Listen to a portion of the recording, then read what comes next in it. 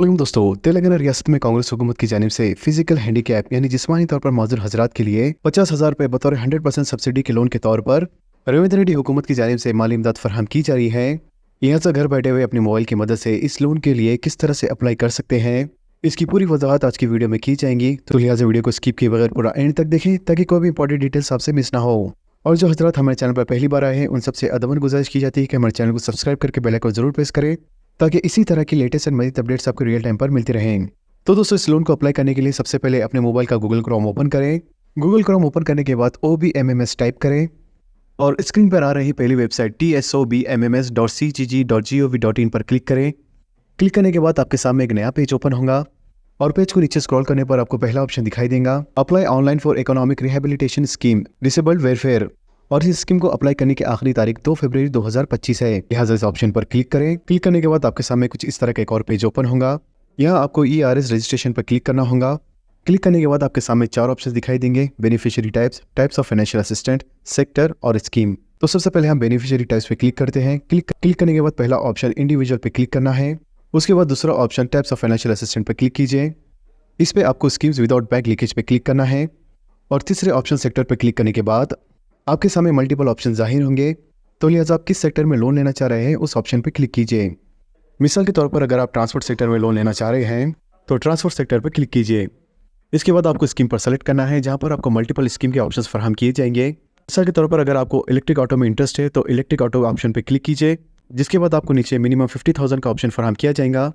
क्योंकि हुकूमत भी जिस्मानी तौर पर माजूर हजरात को सिर्फ 50,000 रुपये की माली मदद फराहम कर रही है, लिहाजा यहाँ पर भी आपको सिर्फ 50,000 रुपये की यूनिट कॉस्ट फराहम की जाएंगी। उसके बाद नीचे ऑप्शन गो पे क्लिक कीजिए, जिसके बाद आपको डिसेबल्ड वेलफेयर रजिस्ट्रेशन फॉर्म का एक नया पेज ओपन होगा और इस फॉर्म में आपको अपनी तमाम तफसीलात फराहम करनी होगी। जैसे पहले ऑप्शन में आपके डिस्ट्रिक्ट के बारे में पूछ रहा है, तो रियासत तेलंगाना में आपका ताल्लुक किस डिस्ट्रिक्ट से है, तो उस डिस्ट्रिक्ट का नाम यहाँ पर सेलेक्ट कीजिए। मिसाल के तौर पर अगर आपका ताल्लुक हैदराबाद डिस्ट्रिक्ट से है तो यहाँ पर हैदराबाद सेलेक्ट कीजिए। उसके बाद आपका मंडल कौन सा है वो मंडल का नाम यहाँ पर सेलेक्ट कीजिए। उसके बाद आपकी पंचायत, कॉलोनी, बस्ती जो भी है यहाँ पर सेलेक्ट कीजिए। उसके बाद आपका विलेज और हैबिटेशन सेलेक्ट करने के बाद नीचे आपको सेक्टर डिटेल्स की मालूमात फराहम की जाएंगी। जहां आपने पहले से अपनी मालूमात फराहम दे रखी थी उसी की तफसीलात इसके सामने जाहिर की जाएंगी। उसके बाद यहाँ नीचे आपको यूनिट कॉस्ट में 50,000 रुपये का अमाउंट लिखना है। उसके बाद बैंक ऑप्शन पर क्लिक कीजिए। आपका अकाउंट किस बैंक में है उस बैंक का नाम यहाँ पर सेलेक्ट कीजिए।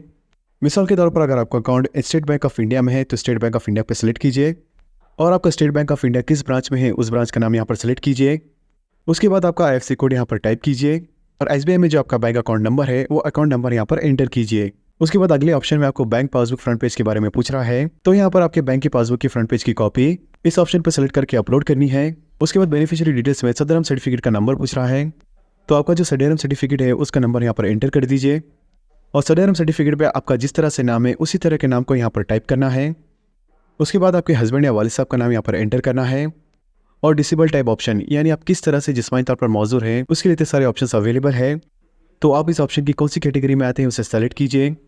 उसके बाद आपका डिसेबिलिटी परसेंटेज कितना है, तो आपके सडरम सर्टिफिकेट में डिसेबिलिटी परसेंटेज जितना है वही परसेंटेज यहाँ पर आपको टाइप करना है। उसके बाद सब टाइप्स ऑफ डिसेबिलिटी, इसमें भी आपको डिफरेंट ऑप्शंस फराहम किए जाएंगे, तो आपकी डिसेबिलिटी की जो टाइप है यहाँ पर सेलेक्ट कीजिए।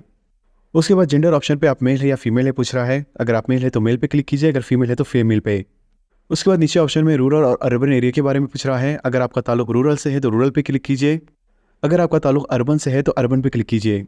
अगर आपके पास कास्ट सर्टिफिकेट है तो कौन सी कैटेगरी का कास्ट सर्टिफिकेट है इसे यहाँ पर सेलेक्ट कीजिए और कास्ट सर्टिफिकेट का नंबर भी यहाँ पर एंटर करें और कास्ट सर्टिफिकेट पे आपका जो नाम है वही नाम यहाँ पर आपको एंटर करना होगा। अगले ऑप्शन में आपको सबकास्ट के बारे में पूछ रहा है, तो आपकी सबकास्ट क्या है उसकी डिटेल्स भी आपको यहाँ पर फराहम करनी होंगी।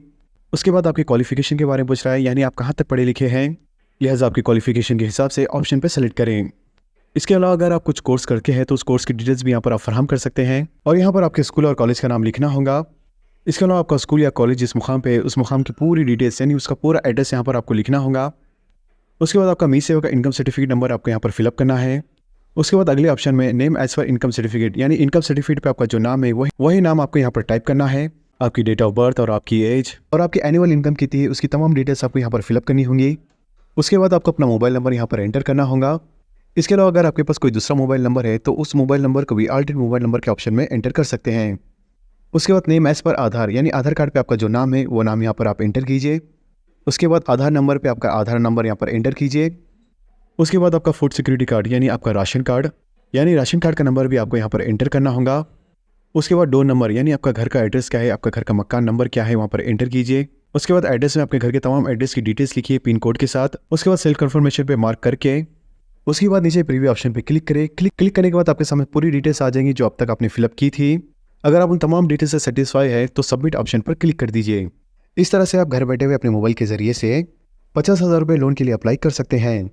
तो दोस्तों और इसी तरह के लेटेस्ट एंड नई अपडेट्स के लिए हमारे चैनल के साथ जुड़े रहें। हमारे इस वीडियो को ज़्यादा से ज़्यादा शेयर करें और हमारे चैनल को सब्सक्राइब करके बेल आइकन प्रेस करना ना भूलें। तो मिलते हैं अगली वीडियो में एक लेटेस्ट अपडेट के साथ। अल्लाह हाफिज़।